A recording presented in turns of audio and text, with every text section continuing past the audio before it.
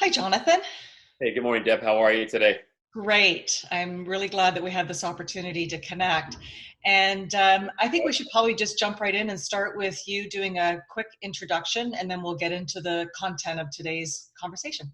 Absolutely. Thank you so much. So, I'm Jonathan McCready. I am a leadership coach. My company is 4D Coach. And the reason it's called 4D Coach is because I do most of my coaching and team leadership development around the 4D model developed by Dr. Charles Pellerin at NASA. Yeah, and as we were talking about this, and I've had the opportunity to do the assessment, I thought particularly, I mean, for any organization, but for my clients who work in seniors care, where they're working in a state of crisis and chaos with the COVID-19, I thought it would be really interesting for you to break down this model a bit and be able to provide some insights and opportunities for some of the leaders and staff in seniors care to be able to apply the concept. So why don't we start there? Sure, sure. Well, I think one of the most important questions that I'll ask people if getting involved in a conversation around 4D model is, what does disaster look like in your space? What does disaster look like in your industry? And I mean, disaster can be different for many industries. I work a lot with airlines and whatnot, and we all know what disaster can look like in the airline industry. And if you take it to other spaces, like government and whatnot, if you look at the Phoenix pay system, and that was a $500 million loss, and that's disaster in that space. There was no loss of lives directly, but an incredible loss of money due to a broken social context, which is really what the 4D model is all about. It's all about sort of revealing our team social context, and then from there being able to directly manage that social context away from a disastrous result. And of course, in healthcare and long-term care, disaster also looks like loss of lives, and which is very tragic. And unfortunately, we're seeing that today. I'm wondering, Jonathan, if you could just take a couple of minutes and go back to the story with the NASA, like why this was even Sure. created in the first place. Absolutely. So everybody probably remembers the space shuttle Challenger disaster, which is just about 30 years ago. No, that was Hubble 30 years ago. 30 years ago. This last week. The disaster was in '86, and the Challenger launched and exploded minutes after launch, and that was a terrible, terrible disaster. And so many people ask the questions, why, NASA's just full of some of the smartest people in the world, and all these leaders are supposed to be able to get this stuff together. What happened? And the failure review board for the Challenger was assembled, and Diane Vaughan, who's an American sociologist, became part of that failure review board. And I'm just going to give you a quote from her. She said, "Why did they decide to launch when the data suggested otherwise?" And so the social diagnosis from this was that it was blind obedience to authority. They launched anyway. The guys on the ground who knew that those O-rings couldn't take it were not able to report that information upward to managers to stop the launch. There was so much pressure on that launch to go that it overrode any data that said, "Hey, we shouldn't do this." And you kind of wonder, how does that happen? We sort of sit here as smart, intelligent people saying, how do we allow these things to happen? Well, and I just want to go back to that quote, that blind obedience to authority, because when I hear that, I think, is it that people on the front lines were afraid or not allowed to share what they saw the risk was, and they just had to go, well, nobody's going to pay attention. So, and then of Absolutely. course, That's disaster absolutely happens. what Because I think that's something that anyone in a corporation, an organization can relate to that. And that's from a leadership perspective. And I'm Absolutely. assuming then that as we get into the 4D model, part of that will address how you set yourself up for success so that that doesn't happen. That's right. That's right. There's definitely a behavior in the model that addresses being able to hear bad news from people who are reporting to you, Mm. and so we will get into that. The I'll just finish the story around the NASA piece. So when Hubble was set to go, and it's actually 30 years ago last week that Hubble was launched. It also was a massive failure when it was launched. They flipped on the switch and turned the cameras on, and the images being sent back to Earth were no better, and they were in fact worse than images that you could take from the ground with a regular telescope through the atmosphere. So the whole idea was that Hubble was going to be in space, no atmosphere, beautiful images. $2.5 billion later, what the heck went wrong? So when this happened, Dr. Charles Pellerin was kind of dragged before Congress, and this whole failure review board was designed. And they really discovered that it was a failure of leadership. It wasn't a failure of technology. It wasn't they had stupid people on the project. It was just this failure of leadership to create a social context where any issues and challenges could be reported and addressed in a serviceable way. So Charlie made a decision that he would fix this telescope, and he could fix the telescope, and he did. And today we now get the images from Hubble that are absolutely outstanding. Wow. Okay, well, let's jump into the 4D model. 4D model. Okay, so do you want me to put it on screen for us to have a look at, or? That would be great. I think having the visual, and then you'll just do a discussion around the quadrants. Okay. One more thing I just want to say about the failure review board for Hubble was that it was determined that it was a failure of leadership. And from that, it was determined that this was a social context problem. And social context is a more powerful, this is really important. Social context is a more powerful determinant of a team's success or failure over individual skills and individuals on the team. So it's the social context that kind of creates the culture of, how we do things around here is what really drives a team's success or failure. It's not an individual's genius or technical skills or knowledge or whatever. So that's a really important thing to understand about the team success, is that it's social context, and the 4D model is designed to reveal a team's social context and therefore directly manage it with some tools. Got it. Okay. Okay. So I'll do a quick screen share here, and we'll have a look at the 4D model. And can you see it there? Perfect. Okay. So if you look at the 4D model, you'll see that it is 4 dimensions, yellow, green, blue, and orange.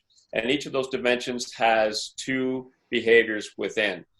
And if you look at the model, it's on an XY axis, and you'll see that the top is future thinking or intuiting information. The bottom is what we're doing right in the present or sensing. If you look at the left side of the model, it's sort of the people emotional side, and the right side is task and logical decision-making side. So this is based on some Jungian personality types as well. So a good place to start in 4D is you can really start anywhere with this, but if we were going to do a team training around this, I like to start in the yellow dimension, which is where trust lives. And we can't really do anything without trust. If we don't trust each other, we can't have difficult conversations. We can't really do much else.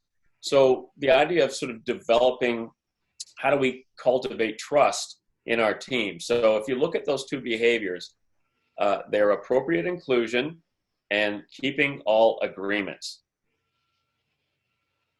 So the idea around appropriate inclusion is about sharing information, power, and rewards. Who do we need to be including in the conversations that we're having? Who do we not need to be including sometimes? We can over-include. So this isn't suggesting that we include absolutely everybody all the time in every communication. But what it's really asking us to do is every time we send an email or every time we create a policy or whatever this may be that's going to go out to the people, who really needs to be included in this right off the top? And if it's decision-making, who do we need to bring in to help make this decision? I'm always amazed when having this conversation that sometimes people don't think about, we never thought about people in that department, but they actually have a real impact in what we're doing here, even though they don't directly they're not directly involved in what we do. So that's the whole idea about appropriate inclusion. So Jonathan, Yeah. if this is their primary way of being, they're the ones in the group who tend to think about other people Right. that should be included that other people are not naturally considering. Absolutely, absolutely. So, and you're absolutely right. So the idea about having a natural resting space on the 4D model is true. Everybody will have a preference on this model. And we have a little assessment that takes about 1 minute to do. And you do the assessment, and it lands you on the dimension of your preference. And the neat thing about that is you kind of look at it and you go, oh, hey, wow, that's really neat. Yeah, I know. I do this. This is comfortable for me. But the really cool thing about doing the assessment is, well, now you sort of know this within, but now you know that you know. And when you have that awareness, it kind of gives you a little more ability to be intentional about how you're interacting with others, and what some of the challenges might be in your interactions. So each one of these dimensions has a list of strengths, and each one of these dimensions has also a list of shadows that if we're living only in the one dimension, those shadows begin to emerge. And I mean, so if we're I won't get into the shadows because I don't think we have time to cover all those right now, but it's just an interesting thing to know. So this really is about also creating awareness, not only of our team, but of ourselves. Right. And so when you're aware of where your primary preference is, Mm-hmm. and understanding those on your team, that's where you can then tap into, I'm not naturally one to be thinking from an including standpoint, to make sure that I'm bringing that perspective in. Absolutely right. Absolutely right. Okay.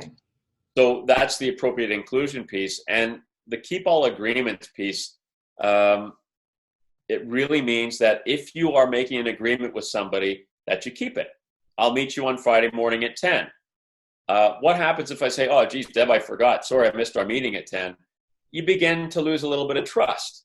Or if I didn't include, so I guess that's the idea about cultivating trust. If you're doing these two behaviors, you're going to cultivate trust not only with yourself, but also with others with you. And then if you're doing this as a team, the team begins to trust itself and its members more deeply.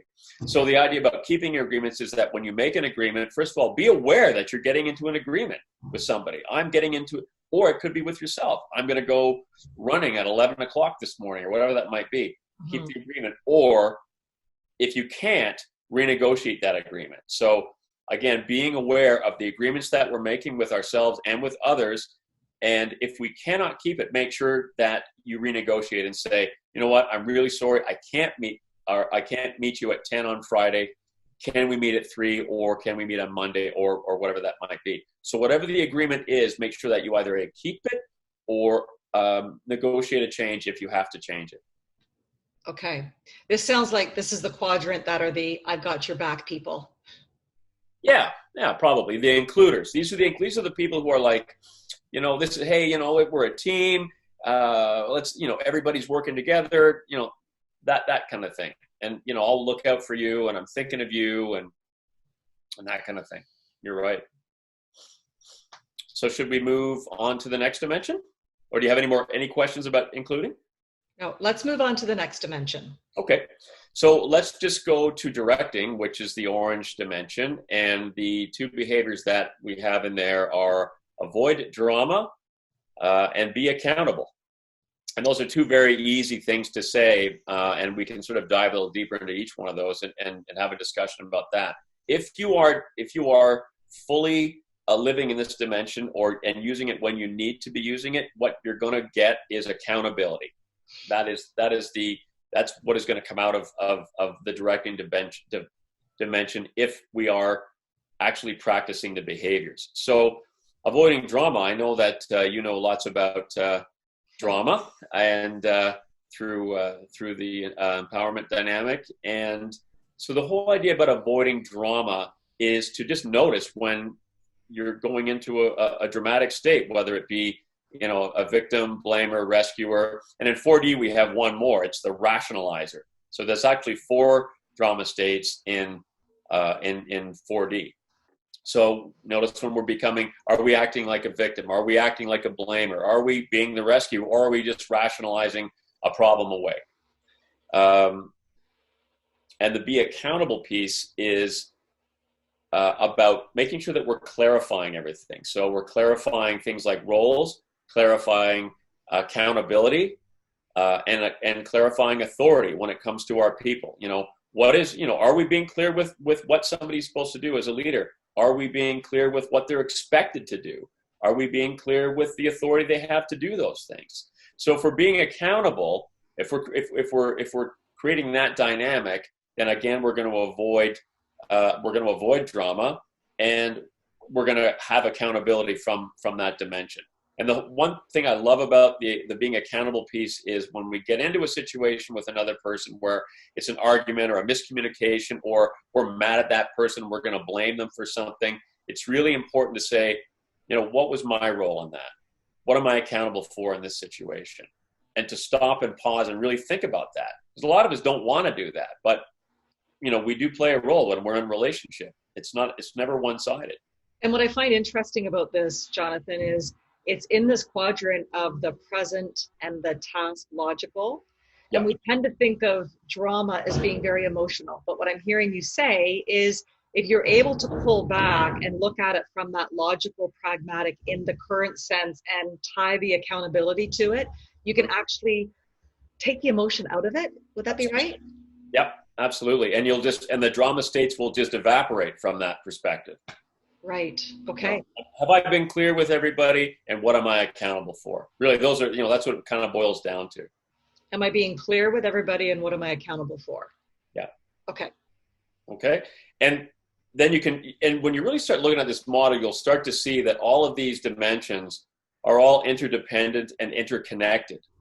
They don't stand alone, which is why it's such an elegant model. It's interesting. A lot of managers will live in the directing dimension because this is a dimension that really is about telling people what to do. Here's what you need to do.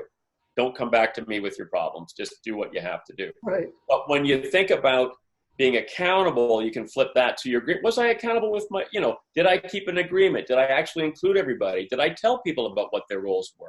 So you can really begin to see how these dimensions all depend on each other. Right. So should we move to visioning? Please. Okay. So if we move up to visioning, which is in our future intuiting and task logical side of the model, we'll see that the behaviors are be 100% committed and address unfortunate reality. And that's a hugely important one. Yeah. And if we do this as leaders, the outcome is going to be commitment. We're going to demonstrate our commitment to whatever it is we're doing. So if you look at being 100% committed, again, these are easy things to say, but what do they mean? Mm-hmm. So if you think about a task that you have to do as a leader, and when I'm saying as a leader, I'm talking about everybody. I mean, there is the leader, and we're all leaders. I consider all of us leaders no matter what our role is. So being 100% committed, am I committed to doing the task that I'm doing? I have a job to do. How do I feel about it? Am I really behind this? And if I'm not, what do I need to get behind it? And if I'm not, what is it about this task that is making it a challenge for me to be committed to? So that's the idea around being 100% committed, making sure, again, intentionally aware of our tasks and how do I feel about it? How, am I committed to this thing? Yes, I am. Absolutely. Address unfortunate reality.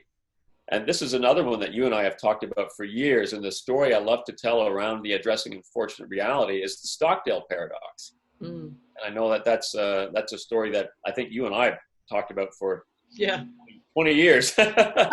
and the idea is about being able to address unfortunate realities. And we are faced daily with unfortunate realities. We've got one going on right now, which is a huge unfortunate reality. So the idea is, are we willing to address that? And so just to use the Stockdale paradox, this is really about expressing reality-based optimism. So as you know, Jim Stockdale was a fighter pilot during the Vietnam War, and he was shot down over Hanoi, and he ended up in a prison camp, and he was in that prison camp for years. And when he was interviewed after this was all done, they asked him, how did you get through being in that prison camp? And you were tortured, and it was desperate. And his answer was, I expressed reality-based optimism, not those words directly, but what he did was willing. He was willing to acknowledge the fact that this is very difficult. That's going on right now. I'm committed to getting out of here, but I don't know when that will be. And I'm going to face this and confront this challenge every day.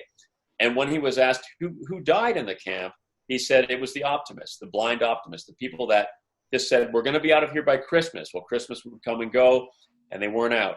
Then they would say, we'll be out of here by Easter. Easter would come and go, and they were still in prison. They said, we'll be out of here by Thanksgiving. Thanksgiving would come and go, and they were still in prison. And they all literally died of broken hearts.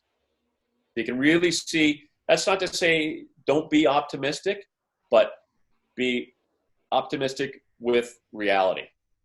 Yeah, I think of it like, and I don't know if that's how it was expressed in the book, but face the brutal facts and don't give up hope, right? And it is a bit of a paradox to be able to keep space for both of those attitudes. Absolutely. Yeah. It is a paradox. Okay, so that... Anything else about the visioning, or do you want to move on to the cultivating? Well, no, you know what? I think that this is so. I coach a lot of leaders, and I coach a lot of people, and this is really an important thing for leaders to make sure that they're really intentionally aware of. And this is the unfortunate reality of hearing things from the people who report to you. And unfortunately, a lot of leaders don't want to hear it. I don't want to hear your story. Just do your job. And this is where we run into some real problems. And people will say, I tried to report up to my manager, but they didn't want to hear it. And I tried to report problems. So go back to the space shuttle. They did not feel safe to report any of the problems, so they didn't. Yeah. And what happens when we don't report problems to our leadership? People die. I think it can be, I mean, I can think of with all my 20 plus years working in corporate, working for people that would say, look, I don't want any surprises. So I don't want to be hearing about things through other sources. However, when you would go to present the unfortunate reality and the information, it was like shooting the messenger. So again, it's mixed messages. And then that's what creates the fear in people. And it's almost like, well, I'm not going to tell them, you tell them. I'm not going to tell them, you tell them. Right? Yeah. And then it doesn't get reported at all. Yeah, exactly. Yeah. Then we don't know. And then somebody says, well, and then the public says, or the headlines in the paper says, why didn't anybody tell me about this? Right. We didn't create the space for that. So this is actually really critical in dealing with that. When you think they're all critical pieces, but some are, we have to really be able to pay attention to some of those things. Mm-hmm. Okay, that's great. Okay. So the last piece of the 4D model is our cultivating dimension, which is where we're going to find our gratitude and our values. And the behaviors are express authentic appreciation and address shared interest. And this is one of those things that it's a little touchy-feely, and a lot of people or a lot of leaders, and especially in some industries, really avoid this dimension like the plague. And this was actually a really big part of NASA's problem at the time of the Challenger and at the time of Hubble. Not only did they not express authentic appreciation or address shared interest to their employees and stakeholders, they actually expressed contempt, which is actually, there's team toxins that live in each one of these dimensions as well, and I can go back and talk about those as well. But the team toxin that lives in the cultivating dimension when we're not expressing the behaviors is contempt. And contempt can also come out as sarcasm. So if you think about your culture of your company, what's the sarcasm level? What's the contempt level? From what are people saying about other people? That's an important thing to think about. And think about being in a workspace where the temperature is contemptuous and everybody's sarcastic. What's that like? Not very nice. It would be incredibly toxic, right? Working in that kind of an environment. Absolutely. And I So the do. idea about how to avoid that dimension of that team toxin is to make sure that we're expressing authentic appreciation. So what does that even mean? So it is making sure that we're taking care of our people. We're saying good morning to people. We're asking people about how's your day? How are things with your family? And it's interesting right now that overall, as a society, we're actually paying a lot more attention to this cultivating dimension. If you look at some of the commercials that are on television at the moment by industries like the banking industry, it's very green messaging, which is not typical of that industry. So we're caring about you, we're thinking about you, we're here for you, that kind of an idea. And we can easily sort of shove that off sometimes and say we don't have time for that. We're a business. We're not looking. We're not taking care of people's feelings here. We're running a business, but what is a business? It's made up of people. And if you're in an industry where people are an important part of what you do, then this is a dimension that you really have to pay attention to.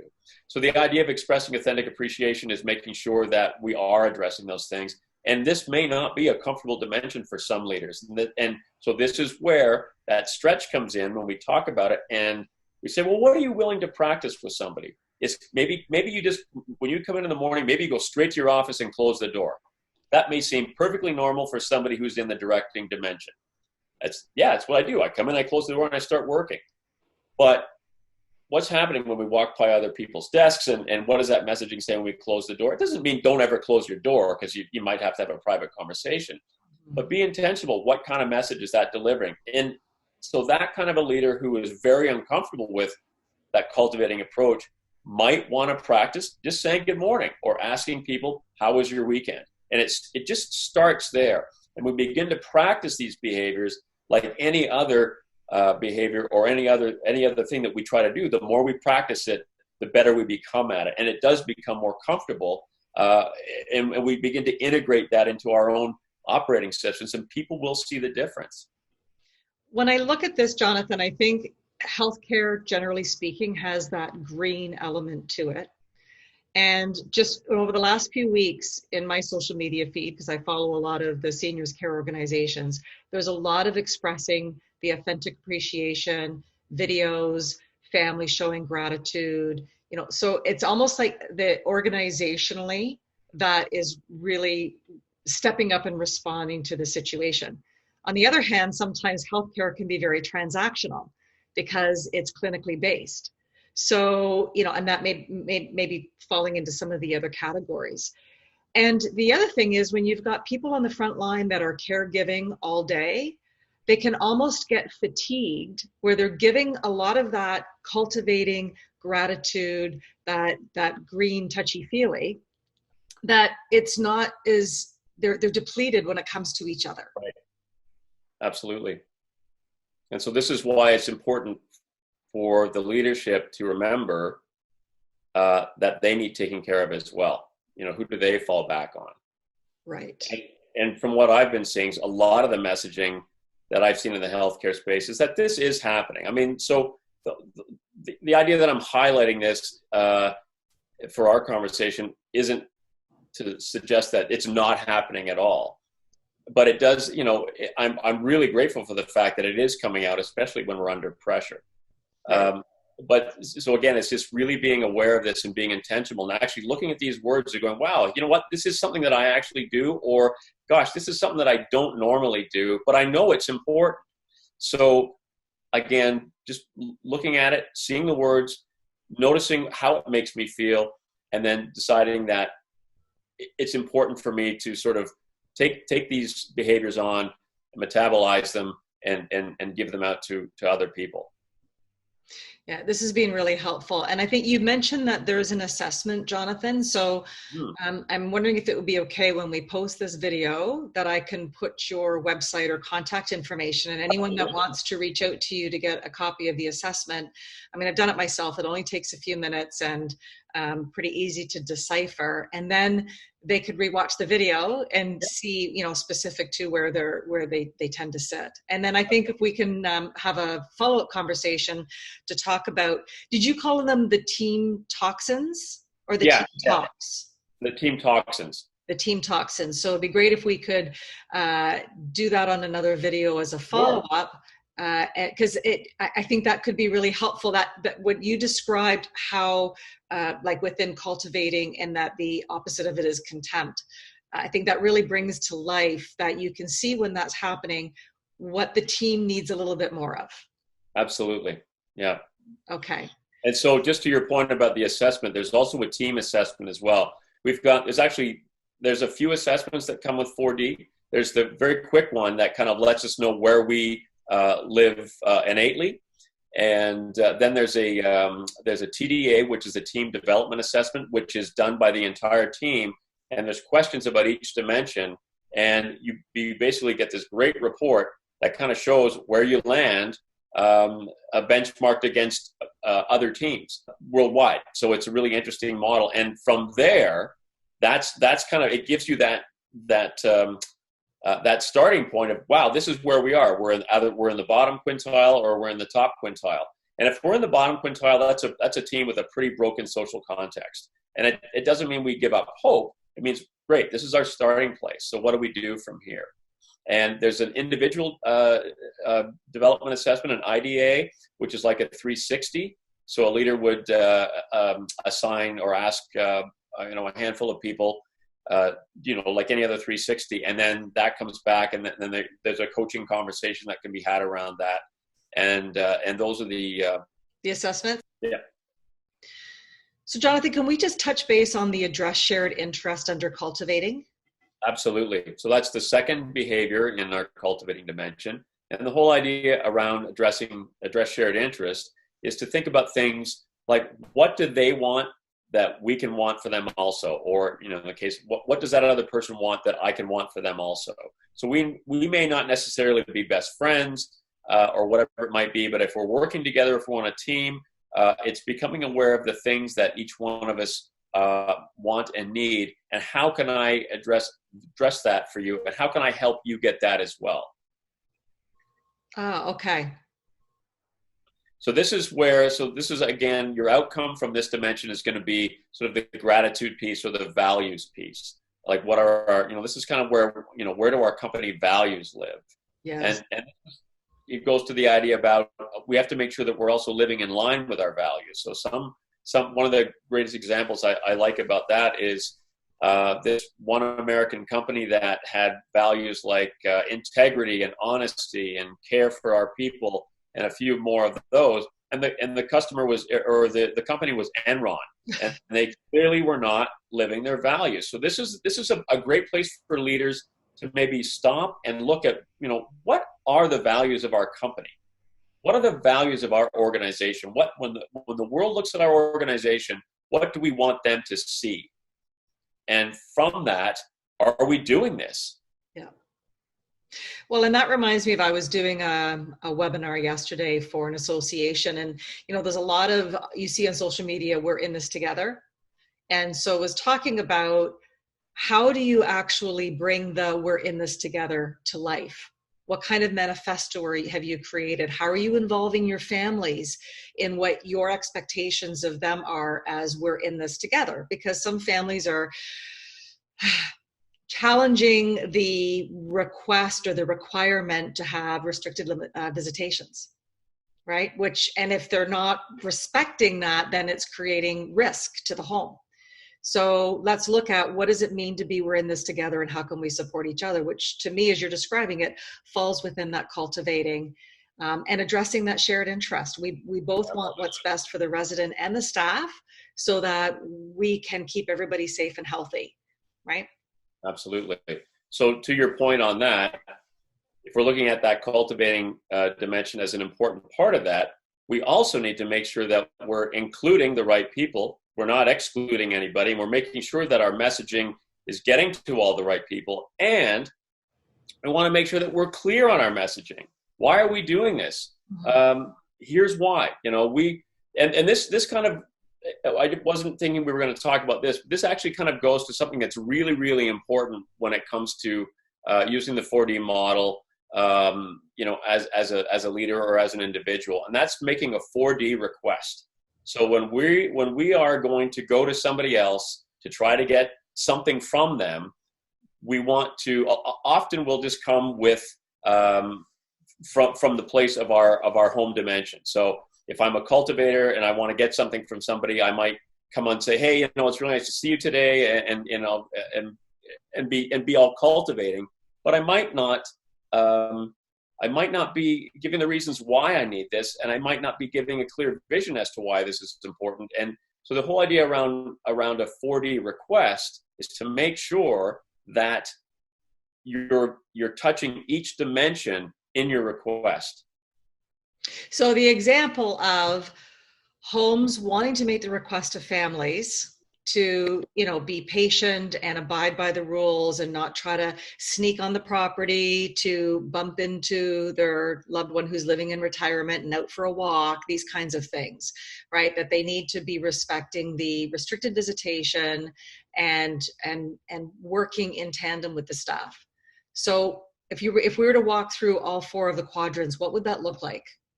So what that might be, it would be something like, want to start with an appreciation. We understand how hard this is for you. We fully understand how difficult this. We feel this too. Really sort of, take care of the people. Making sure that you are including everybody, making sure that everybody's getting this messaging, whether it's families, other stakeholders, and some of those peripheral people who we may not necessarily think need to know this information, but making sure that everybody is getting that inclusion. The visioning piece of this is really important as well. We want to make sure, so looking forward to the future, we want to make sure this is for everybody's safety. We want to make sure that people stay alive. We want to make sure that you can see your relatives again. So that's that sort of that visioning piece. And the directing piece is, here are the rules. This is what we have to do in order to do this. So you're cultivating, including, visioning, and directing, giving them the rules. That's great. I think that's probably a good place to end this conversation. And then when we get together again, we'll talk about the team toxins, because I think that would be a really helpful overlay. So thank you, Jonathan, for sharing this information. I'll make sure that there's a way that people can connect with you, and if they want to talk to you further about it, or be able to access the assessments. Perfect. Thanks so much, Deb. I appreciate being with you this morning. Yeah, thanks, Jonathan. Take care. Have a great day.